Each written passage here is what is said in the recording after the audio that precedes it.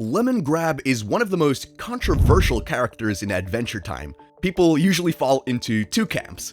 They either love the Screaming Lemon Man, or they can't stand a single second of him. But I think there's something deeper going on here, because the truth is, Lemongrab is the most misunderstood character in the entire show. And that's because he isn't just a weirdo yelling, "Unacceptable!" He's a symbol of emotional repression, loneliness, and what happens when someone is never taught how to belong. As a start, Lemongrab wasn't born into the Candy Kingdom like most of the other citizens. He was made, alone. Princess Bubblegum created him as her very first candy person, a prototype for a kingdom she hadn't even fully imagined yet. But when he turned out wrong, she didn't try to fix him. She just locked him away in a cold gray castle and left. He was the first one of my experiments gone wrong. Most candy people are cheerful, sweet, and, let's be honest, kind of edible. But Lemongrab? He's sharp, sour, hard to digest. Even thematically, he's different. The only major candy person not designed around an immediately edible food item. He's not made to be consumed. He's made to be rejected because he's too sour. And when Princess Bubblegum is temporarily de-aged in the episode Too Young, the kingdom legally defaults to him. It's not a coup, it's not a plot, it's just a technicality. And Lemongrab embraces it like it's the first meaningful role he's ever been given. 12 years dungeon, all of you, dungeon, 7 years, no trial. He rules not out of evil, but out of desperation. Desperation for structure, for validation, for some kind of order. He has to. He doesn't understand affection or empathy. All he knows is rejection. And this power is the only thing he's ever been given in his life. And when the candy citizens prank him and try to scare him away, Lemongrab does something telling. He tries to laugh back at them, but he doesn't exactly know how. It's kind of a heartbreaking moment. Played for comedy, of course, but dripping with sadness. He's mimicking connection, but it doesn't land, because it never has. And eventually, you start to realize maybe he's not a villain. Not yet. 1 million years, dungeon! He's just a lemon-shaped trauma response. In You Made Me, we see Lemongrab again, but something's changed. He isn't ruling anymore. He isn't even screaming. He's watching, standing at the beds of people fast asleep in the middle of the night, just staring. Not plotting, not breaking in, just trying to be near them. Lemongrab! What the? It's deeply unsettling and deeply sad, because what he's doing isn't okay, but it isn't meaningless either. Lemongrab has no subjects, no kingdom, no companions. So he inserts himself into other people's lives in the only way he knows how, through authority. You have excess candies! You must donate! Donate! Princess Bubblegum confronts him. She tells him he's scaring people, that he doesn't belong there. And Lemongrab responds with a line that changes everything. No one understands! I am alone and you made me like this! That's not a tantrum. That's not a joke. That's Frankenstein's monster. Just like the monster in Mary Shelley's novel, Lemongrab sees himself as the unwanted creation of a brilliant but distant parent. He wasn't nurtured. He was made and then left, expected to somehow function without ever being taught how to exist. Now Princess Bubblegum sees her creations as systems, and when they don't work, she replaces them, tweaks them, or just buries them. But Lemongrab is the one creation who speaks back. He tries to rule a kingdom, but fills it with symbols of loneliness, evident from the baseball gloves with all the dust and spiderwebs on them. He doesn't need power, he needs someone to play catch with. So PB tries. She sends 3 citizens to try to live with him, to try to give him a chance at living a normal life. But Lemongrab doesn't understand how to care for others. He only understands how to control them. And when that group resists, even slightly, Lemongrab lashes out. Lombo off! You must heed my instructions! Take off your thing! This is the first time the show lets him go too far. He hurts someone.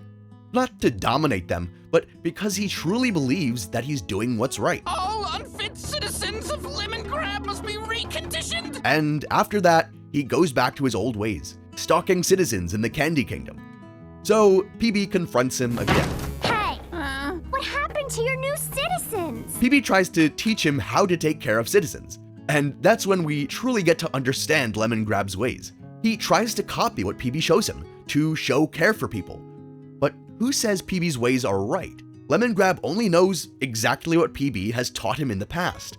I look in the lemon heart you gave me and see my lemon way to act, and that must be right. And if he does whatever he thinks is right, that's because his creator made him that way. So he can't be wrong. Princess Bubblegum also never questions herself, meaning Lemongrab doesn't know how to question himself either. It really raises the question if Lemongrab was ever wrong, as he's just the product of his environment. But then Princess Bubblegum does something unexpected for her. No, he's my responsibility. I have to try to help him. She takes responsibility by making another one. Another Lemongrab. And for the first time, the original Lemongrab has someone. Not just to rule, but to understand him. 2 Lemongrabs? Yeah, okay. And he's happy. For now. At this point, we really get to see the full effect of nature versus nurture. Because Lemongrab 2, genetically, psychologically, even tonally, is identical. Same voice, same lemon-shaped head, same sour circuitry. But unlike the original, he hasn't spent his entire life isolated. He hasn't been abandoned, rejected, feared. He was brought into the world with purpose, and immediately given someone to share it with, and it shows. Lemongrab 2 is still weird, still intense, still lemony, but he listens. He hesitates before punishing. He wants to help.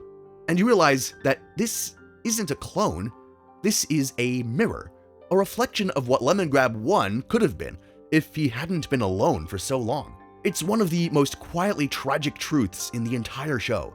The original Lemongrab isn't evil by design, he's just a version of the same soul, starved of connection.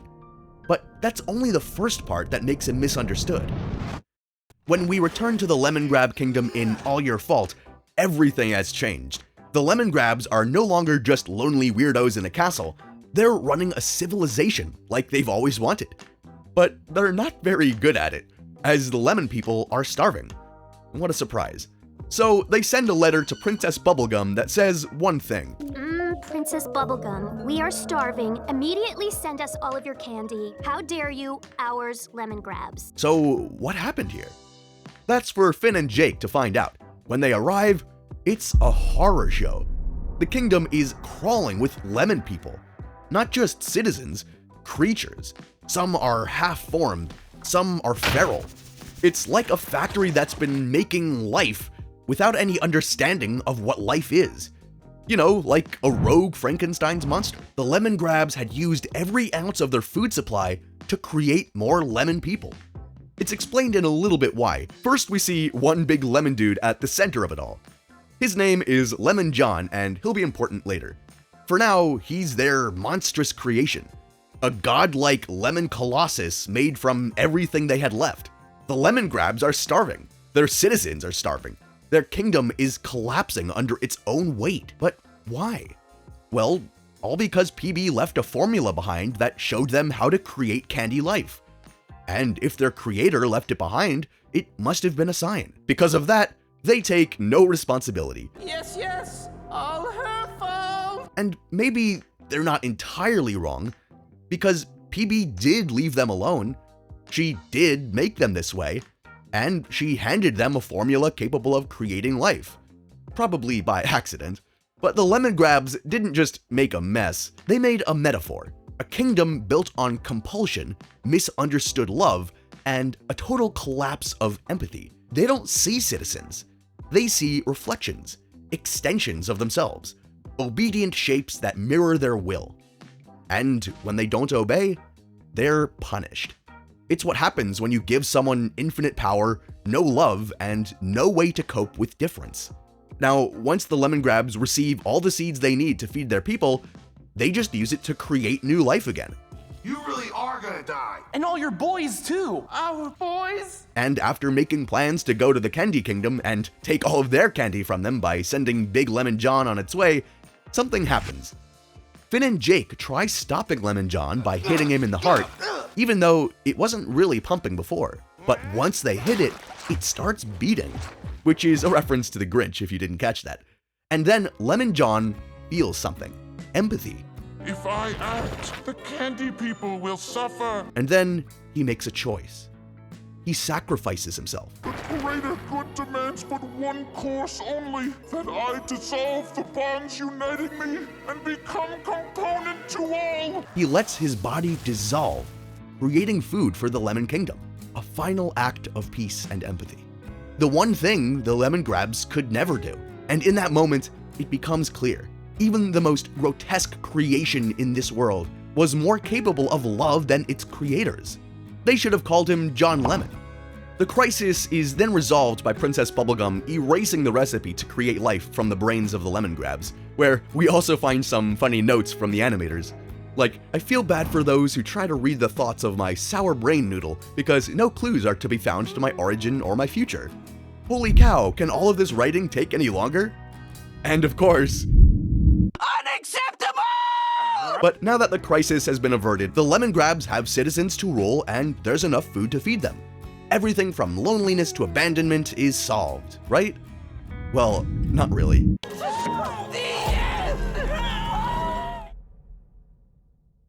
Because in the episode Another 5 More Short Grabbles, we see the Lemongrabs have their first disagreement. They're playing with a small lemon-headed China doll called Lemon Sweets. Now, Lemongrab 2 says that Lemon Sweets would like to go to sleep in his miniature bed. Dearest brother, I really think Lemon Sweets would rather go to bed. But the original Lemongrab says he would rather stay up and dance, and grabs the doll, making it dance, which logically ends up in a fight. And during that fight, not only does the doll break, so does the original Lemongrab, Only one! which ends in one of the most disturbing Adventure Time scenes known to date. This cannibalism is symbolic.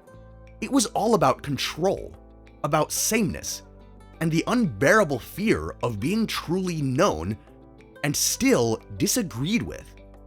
Because Lemongrab 2 wasn't Lemongrab 1's servant, he wasn't a citizen, he was an equal, the only person in the entire multiverse who should have understood him completely. And yet, he still said no. He still dared to disagree. That tiny rejection over a doll shattered everything Lemongrab believed he had. Because if someone who thinks like you, feels like you, screams like you, can still choose something different, then maybe you're not the truth. Maybe you're just one version, and maybe that version is broken. So Lemongrab does the only thing he knows how to do. He silences the contradiction. He devours the part of himself that dared to grow, and in doing so, he stops being a ruler. He stops being a character. He becomes a tyrant. By the time we return to the Lemon Kingdom, or rather, dictatorship, something feels off. It's cleaner. The citizens are dressed. They drink wine. They smile politely. But none of it feels real. It's like someone told Lemongrab what a functioning society is supposed to look like, and he rebuilt his kingdom as a parody of normality. Then he enters the room. Oh, so pleased and gracious to welcome you to our sophisticated society. And you immediately understand what's changed. He's bigger now, slower, louder. He doesn't just dominate the room, he consumes it. And beside him, limping, half shattered, is what's left of Lemongrab 2. His body is half missing. His voice is weaker. He still tries to be kind. He gives food to a starving citizen when Lemongrab snatches theirs away. But his influence is gone. There's no more balance, no more partnership. Just one ruler and one shadow of what could have been. The Lemon Kingdom isn't a failed society anymore. It's an open wound, a living shrine to what happens when power is used to avoid pain. But then there's hope. Literally, Princess Bubblegum and Finn meet Lemon Hope. He's different, calm, quiet. He plays the harp. He doesn't scream. He's not angry. He's not broken. He seems normal. So when PB wants to take him to the Candy Kingdom, that's unacceptable! No, he needs to stay here. Oh! I hope you will still be joining us for dessert. Because if someone like Lemongrab can exist, someone born of the same formula, raised in the same kingdom, and not end up twisted like him, then maybe Lemongrab isn't the way he is because he was made wrong. Maybe he's this way because of what he did. And that thought is too much to bear for him. So he takes the boy and storms out. And that should have been the end of it. But PB isn't finished. Together with Finn, she devises a plan. One of her old pranks to get back inside and free Lemon Hope. She and Finn explode Lemongrab's pudding at dinner. It's a stupid joke, a callback to simpler times. And it works. Sort of. They're thrown into the dungeon, along with Lemon Hope. And that's when something remarkable happens. A serenade equally terrible to the Titanic song being played on a flute in a Call of Duty trick shot montage. And the Lemongrabs? They hear it, and they almost bust a nut. They twirl into the room like it's the most beautiful song in the world. Come one and all and join the dance. And for a second, it's pretty funny. Until it's not. Because Lemongrab 2, moved by the moment, releases them. He sees something in Lemon Hope, something he wants to protect. And that's the last straw. Yes, sir!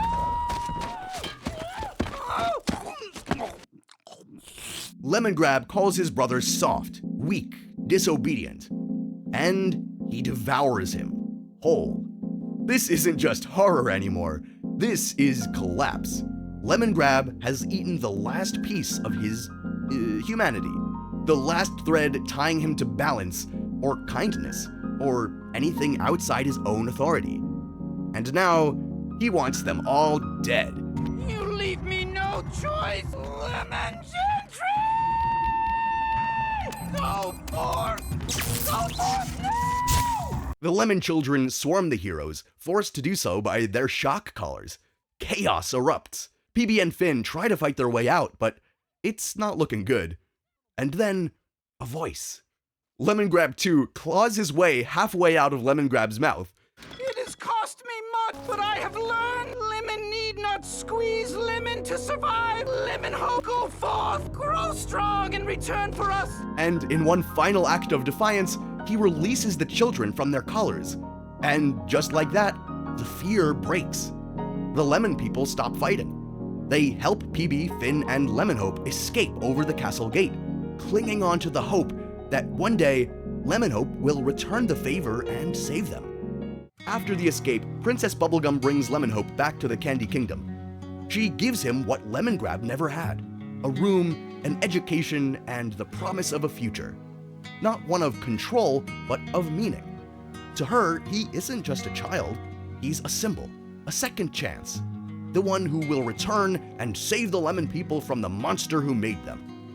But Lemon Hope doesn't want to be anyone's savior. Oh, Lemon Hope, were you even paying attention? Yes. He's free now. And to him, that means freedom from responsibility. Freedom from thinking about Lemongrab, or PB, or anyone but himself. I don't know. I'm not too worried about other people, I guess. Like, I got me, and they got them. PB tests him, gently. She gives him 2 cupcakes, and asks if he'd like to give one to Finn. He says no. He wants both. Oh, but I don't want to. I want both cupcakes. Finn can get his own cupcakes. Lemon Hope isn't cruel, he's just detached. He doesn't want to hurt anyone, but he doesn't want to care either. And when PB takes him outside the Lemon Kingdom, shows him the children still wearing collars, still starving, Remember Lemon Hope? he acknowledges it and turns away. No! I don't have to do anything that I don't want to. They set me free. And free means I decide what I do, not them and not you. Because for Lemonhope, similar to Lemongrab, empathy feels like a trap. So he runs. He sails away from the people who saved him, from the people who need him, from the guilt he didn't ask for. And he crashes into the desert. He survives off limes. He has nightmares of chains, of Lemongrab, of PB watching him from below.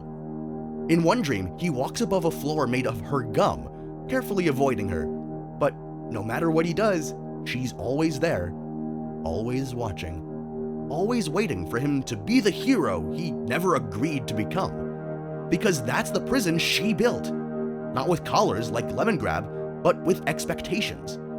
In the desert, he meets a man, or maybe a god, or maybe it's just Princess Bubblegum. I mean, symbolically, he is PB, but this time in the language of patience, not pressure. Flannel Boxing Day offers him shelter, food, adventure. He says Lemonhope is free to stay, or go, but there's a catch. He tells Lemonhope, well, it's true you are free to help the lemon people or leave them be. But a debt unpaid is not easily forgotten. And that's when it clicks.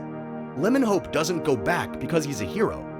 He doesn't care about the Lemon Kingdom. He doesn't care about PB. He goes back because not going back hurts worse. Because the longer he runs, the heavier the guilt gets. And so, he returns. He sneaks into the castle. He plays his harp. And with the help of Lemongrab 2, the Lemon People, and his music, they kill Lemongrab. PB offers Lemonhope a room in the Candy Kingdom, a new home. He says no. He didn't do this for her.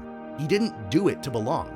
He just did it to stop thinking about them, to stop feeling guilty. I mean, you guys are cool and all. I mostly came back here so I could stop thinking about y'all all the time. I'll be back when I'm tired of being free. And then he walks away. Now, after the collapse of the Lemon Kingdom, Lemongrab should have been gone for good. He devoured his brother, he lost his people, and was destroyed by the very thing he couldn't control, music. But Princess Bubblegum brings him back, and we get to see him in one final episode, one that will completely turn everything on its head and ultimately redeem him. What returned of Lemongrab is something new. He looks the same, sounds the same, but still, he's different. Not the same ruler, not the same monster. He doesn't know who he is. So he climbs a mountain. The mountain isn't just geography, it's a spiritual trial, a character gauntlet. Because in Adventure Time, mountains don't test your strength, they test your identity. And Lemongrab's identity? It's in pieces. Inside the mountain, he faces 3 doors, each one a mirror. The first is a door of desire. He sees Princess Bubblegum playing catch, the fantasy he's clung to since creation.